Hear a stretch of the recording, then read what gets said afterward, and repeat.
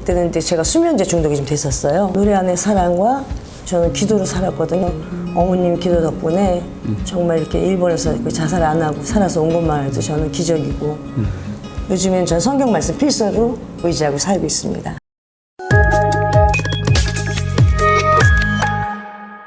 네, 365일 생명사랑운동을 펼치고 있는 인터뷰 전문 미디어 인터뷰 365의 김두호입니다.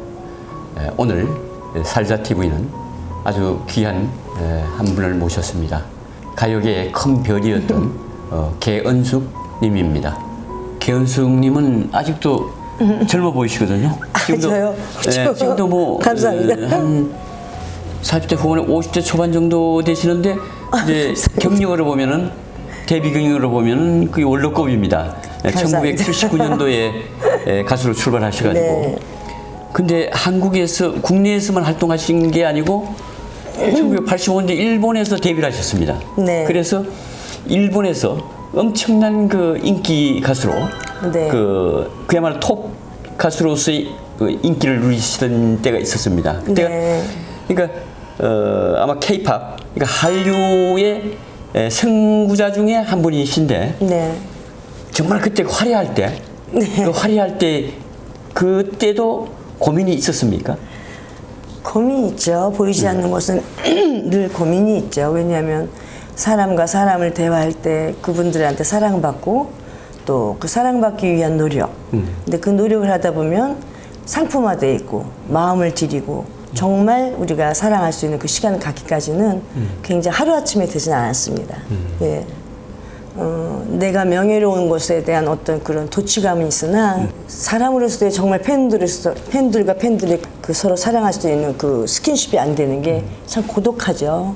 이 가수들은 그 인기가 올라가면 올라갈수록 보여지는 것만 있지 내 마음에 이렇게 전달할 수 있는 시간이 점점 멀어지죠. 왜냐하면 상품화가 되니까.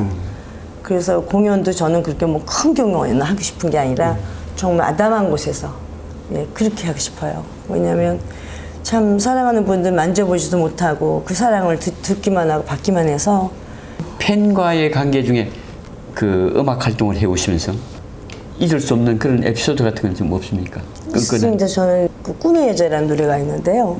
그 템포를 들으면 아이들이 그 굉장히 춤을 추고 그 곡 자체 음악을 좋아하는 거예요. 그래가지고 막 노래를 해요. 춤추고. 그래서 내가 참 희한하다.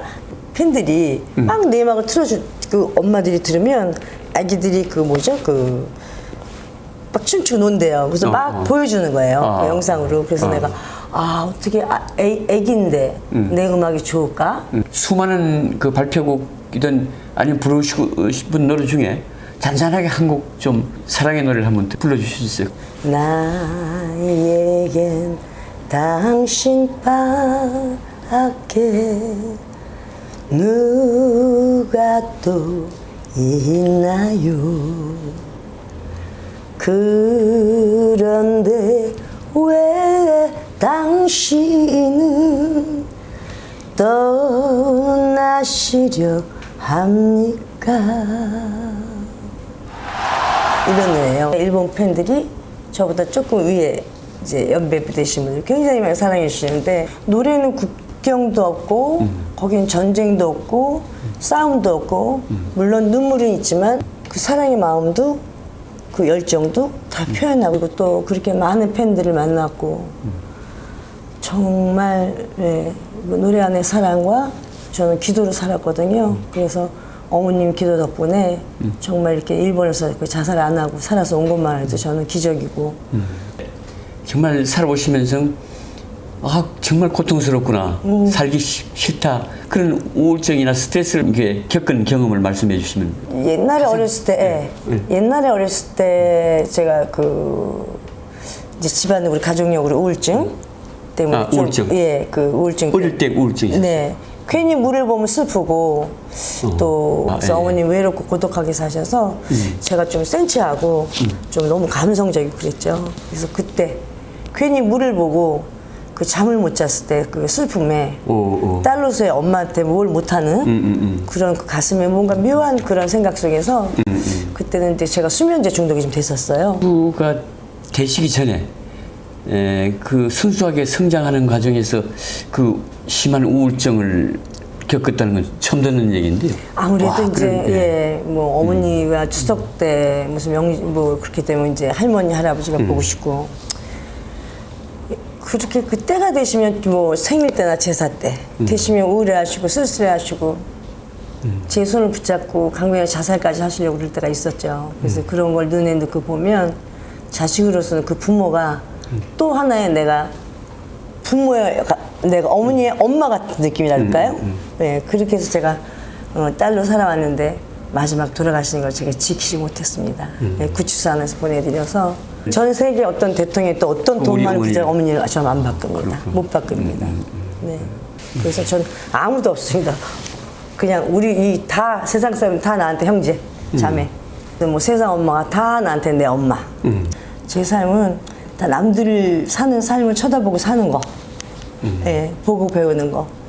예, 그다음에 뭐 스트레스는 누구나 있죠. 근데 요즘엔 전 성경 말씀 필수로 의지하고 살고 있습니다. 예, 그래서 제가 선택한 건 예수님입니다. 예수님. 예, 그 세상 부모 다 돌아가시고 의지할 것 없는 나는 예수님을 만나게 됐습니다. 아, 네. 예. 저한테는 뭐 이 믿는 크리스천이든 스님이든 뭐든 사랑. 그냥 사랑으로만 있으면 절대 굴복도 없고 절대 뺏는 것도 없고 절대 나빠질 일이 없죠. 사랑만 있다면. 그럼요. 이 스트레스를 받는다거나 그 우울증은 본인이 어떤 누구에게 분노를 느끼거나 미워하는 사람이 생겼거나 그런 것들이 굉장히 작용을 크게 하는데 네. 내가 누구든지 다 사랑한다는 그런 마음을 간직하면 사실은 그런 고민이 급격거리가 없을 것 같은데 그런 그럼요. 마음의 사랑이라는 거는 사랑이 어떻게 있다면. 기쁜 사랑만 있겠습니까? 인간이 아픈 거 느끼고 또 슬픈 거 느끼는 가운데서 기쁨을 찾고 웃는 거지. 믿음, 소망, 사랑 그 중에 제일의 사랑이라 하신 것처럼 정말 그 고통과 시련과 환난과 아픔이 없으면 정말 사랑은 없는 거죠. 주변에 네. 살아오시면 과거도 좋고 현재 주변에도 좋고 정말 저렇게 살아가면 걱정이 없겠구나 그런 그 시범이 되는 그런 인물을 얘기를 하나 예를 드시면 어떤 분이 있습니까? 뭐 이름을 실명을 해도 좋고 저는 어머님들이라고 봅니다. 어머님? 어머니. 네. 아 경숙 씨 어머니. 아니요, 다 이 세상에. 아 우리 사시는 어머니 세상 어머니. 네. 예, 어떤 부모가 자식 낳고 자식 뒷바라지.